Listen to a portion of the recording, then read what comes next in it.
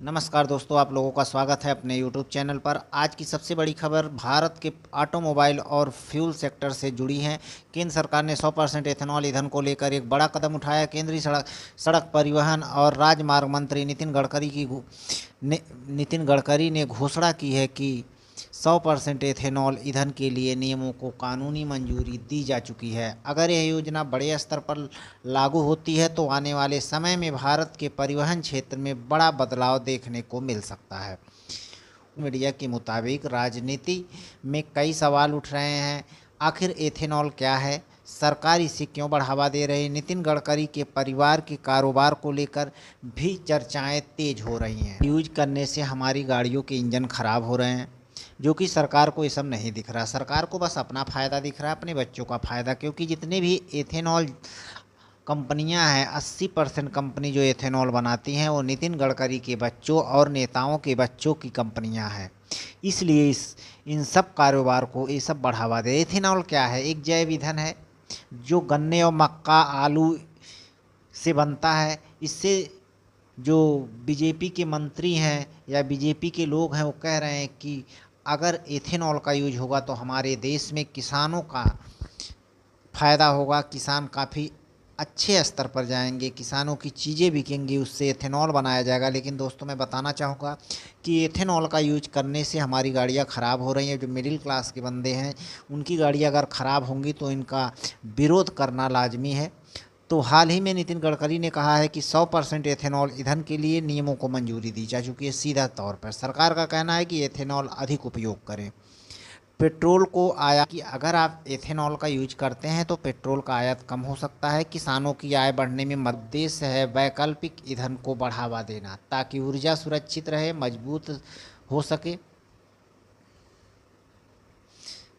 हाल ही में सर्वोच्च न्यायालय ने केंद्र सरकार को कहा E20 यानी 20% एथेनॉल मिश्रित पेट्रोल कार्यक्रम अभी भी अध्ययन और मूल्यांकन के चरण में चल रहा है।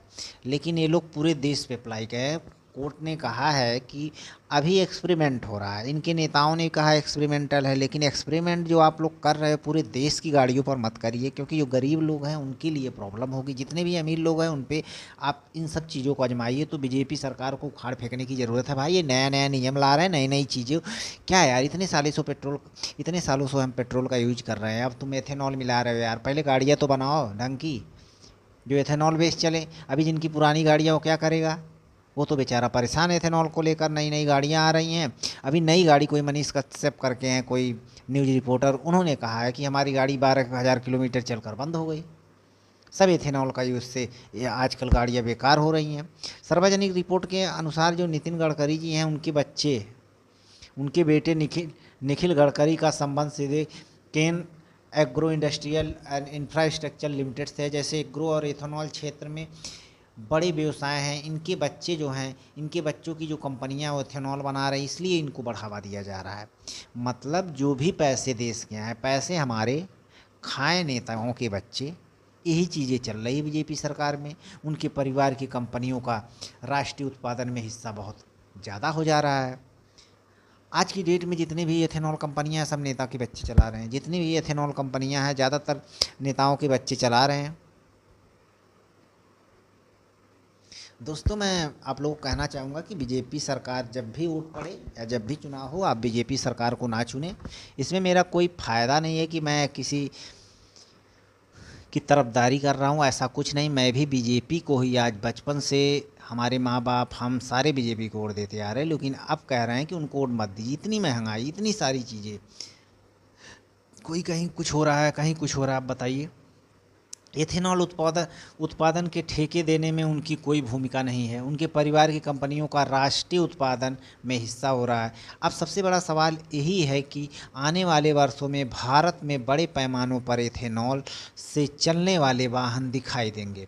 यदि वाहन निर्माता कंपनियों और ईंधन आपूर्ति व्यवस्था इस दिशा में तेज़ी से आगे बढ़ती है तो देश परिवहन क्षेत्र में बड़ा बदलाव संभव है। एथेनॉल आधारित ईंधन और तेज़ी से बढ़ाना चाहिए या पहले इसके सभी प्रभाव को व्यापक तरीके से अध्ययन करें? तो दोस्तों, मेरा राय ये है कि आप एथेनॉल का यूज करवा रहे हैं, पूरे देश में लागू कर रहे हैं, करिए, लेकिन सबसे पहले उसका अध्ययन करना ज़रूरी है। आप कुछ गाड़ियों पे ट्रायल कीजिए उसको, कि गाड़ियों में लगभग 1 साल तक ट्रायल कीजिए, कम से कम 50 से 100 गाड़ियों पर, तब आपको पता चलेगा प्रॉब्लम क्या है। पहले उस प्रॉब्लम को दूर करिए, उसके बाद अपने जो भी आप 100% 200% जितना यूज करना चाहते कर दें। अगर हमारी गाड़ी नहीं ख़राब होगी, अभी नितिन गडकरी जी का पुराना एक न्यूज वायरल हो रहा है, उन्होंने कहा कि 15 रुपये पर लीटर पेट्रोल मिलेगा अगर एथेनॉल का यूज होगा। आज देखिए, आज वो 75 रुपये बता रहे हैं, पेट्रोल 120 रुपये बता रहे।